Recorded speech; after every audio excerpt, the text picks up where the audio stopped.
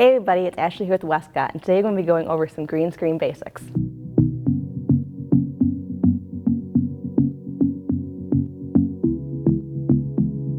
So you may be wondering why you would want to use green screen. Green screen is great in situations where you want to put your subject in a location that's not easily accessible, or if you're in a situation where you would want to change your background. So if you're not familiar with how green screen works, it works actually in post-processing. Your software actually will look for a specific color and then remove that background from your subject. So green is the most common color for this since it's the furthest from our skin tones. Blue is also very common in situations when your subject is wearing green or your subject is green and it's just not avoidable.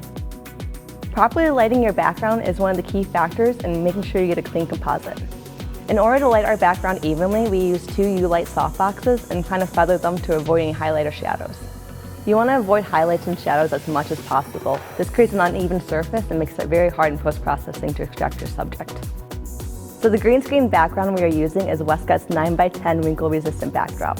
It's very important that your backdrop is smooth as possible, free of wrinkles and creases, since wrinkles can cause shadows, which make it difficult to remove in post-processing. If need be, you can use clips to pull the backdrop tight against your frame. Once you evenly light your backdrop, you can move on to your subject. You want to make sure you light your backdrop and your subject separately since they can be very different lighting and you don't want to treat them the same. You want to shoot your subject with your intended background in mind so they look like they belong in the photo. For this shoot, we wanted to place our subject in the snowy mountain backdrop, and we looked at the photo and noticed the light was coming from the right side. So when we lit our subject, we actually placed our main light source on the same side as the sun was coming from in the photo. We used a uLite Octa since it kind of simulates the same shape as the sun, so it looked more natural in the catch lights. So we then brought in another uLite with a softbox to act as a rim light on our subject. We did this for three reasons. One, we wanted to separate our subject from the backdrop.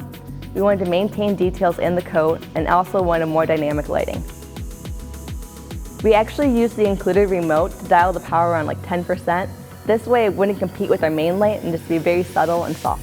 If you're just starting out in green screen, here are some tips you want to keep in mind while shooting. You want to keep your subject at least 4 feet from the backdrop for two reasons. So the first reason is you want to reduce spill from the backdrop. The green light can actually reflect onto your subject, especially in lighter colors like blonde hair and white shirts. So the second reason is you don't want your subject to cast any shadow onto your backdrop. This can also make it very difficult in post. So the next one might seem a little obvious, but you do not want your subject to wear green. If they wear green, they'll blend too much into the backdrop, and when you key it out, they might be removed.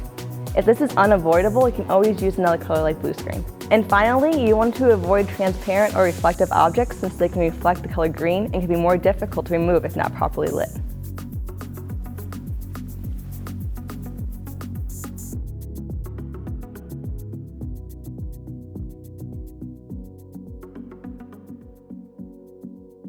So I hope you guys found these tips useful. If you have any more questions, make sure to leave them in the comments below, and thank you for watching.